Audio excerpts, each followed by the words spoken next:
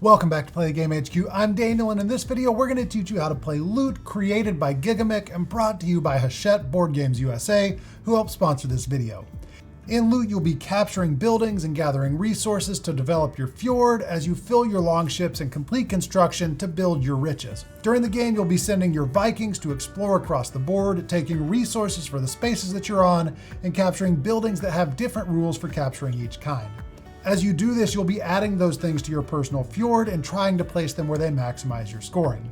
The game ends when everyone has placed all of their Vikings, and the player with the most points is crowned Jarl of the Vikings and wins the game. To set up the game, take one landscape board for each player and slot them together to form the board. Make sure the full sides match up. You can't offset them like this.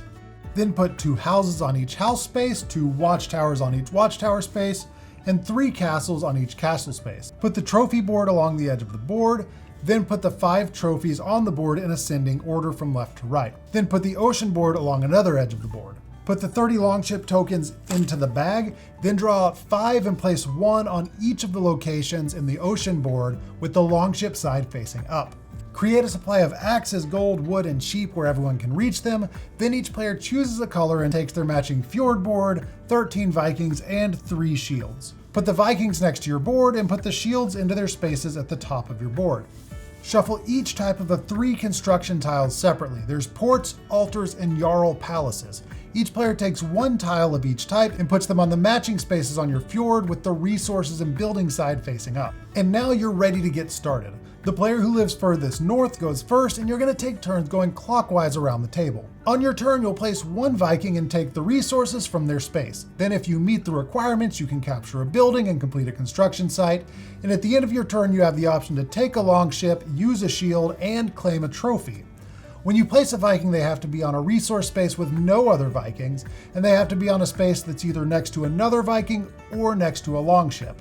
During the game, the building tiles will be collected by players, but once those are gone and that space is empty, you still aren't allowed to place your Viking there. It has to be on a resource space.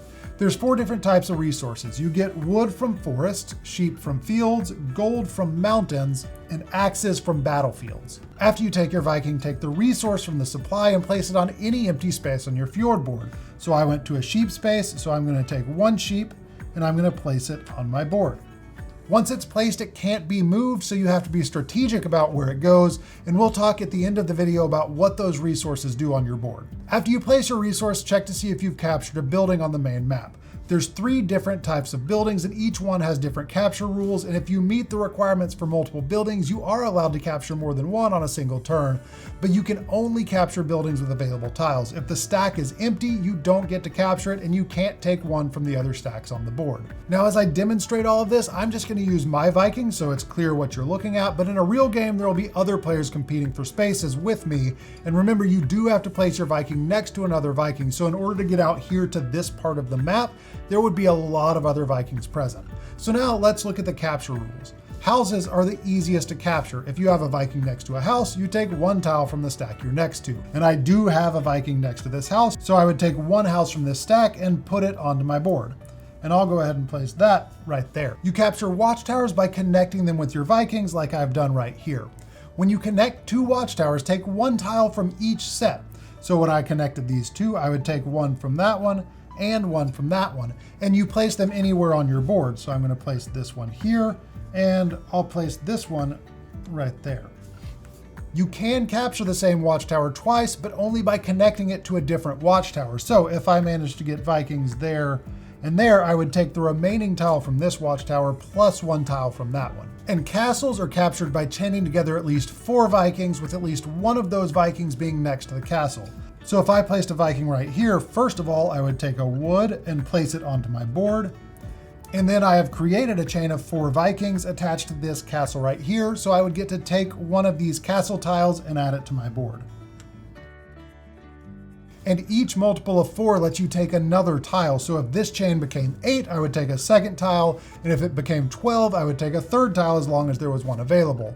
And 1 tile can touch and capture multiple castles. So if I managed to take these 4 spaces, that would become a chain of 8. So I would take from this stack of castles and this stack of castles. When you capture a building, again, put that tile on any open space on your Fjord board. It doesn't have to be adjacent to another tile. It just has to be on an open space on your board. And just like resources, once that tile is placed, it can't be moved. If you ever run out of spaces on your board, you can't take any more tiles. At the end of your turn, you have the option to take one longship from the docks and place it anywhere on your Fjord board. Longships all show 3 resources that they need in order to be filled, and they have a resource or a building that'll get a victory point bonus from that ship when it's filled. The back of the tile shows the ship's bonus value. So I'll take this ship and I'll place it on my map right there.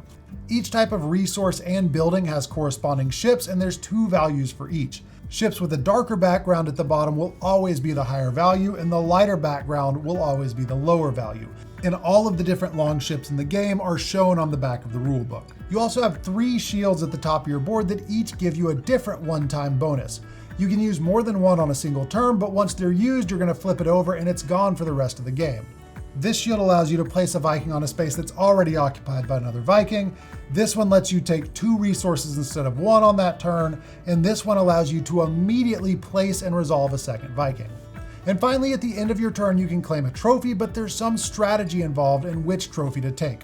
You claim trophies by having at least the number of axes shown anywhere on your map, but you can only claim 1 trophy per game, and once a trophy has been claimed by another player, no one else can claim that trophy, so waiting too long or holding out for a higher value trophy could be a good idea, or you can miss out and be stuck with a less valuable trophy if other players claim the higher ones before you do. When you claim a trophy, put it on the trophy space of your Fjord board with the point side facing up. So now let's talk about your board and the strategy behind where you place things. Resources have 2 main functions. First of all, they score points at the end of the game, but they are also the thing that completes construction and fills ships, and functionally, construction and ships work the same way. Each one shows the resources that they need to complete it.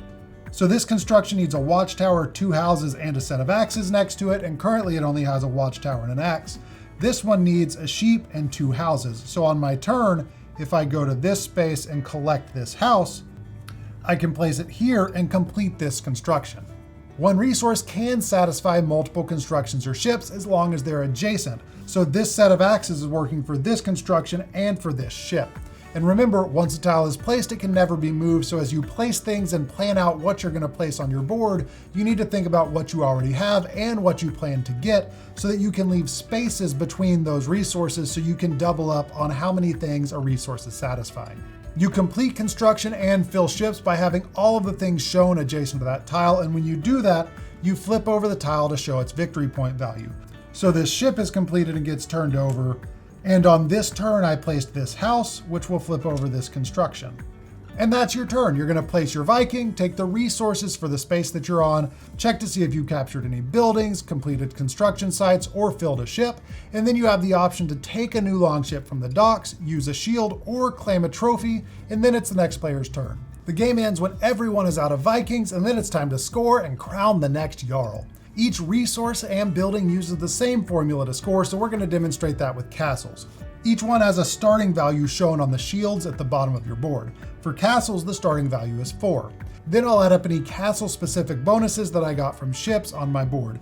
In this case, I have 2 completed ships for castles at 3 points each, so that's 6 points, plus the 4 base value for a total of 10 points per castle. Then I'll add up all of the castles that I have on my board and multiply that times 10 because each castle is worth 10 points. I have 3 castles for a total of 30 points for castles, and you calculate the score for castles, watchtowers, houses, gold, sheep, and wood the same way.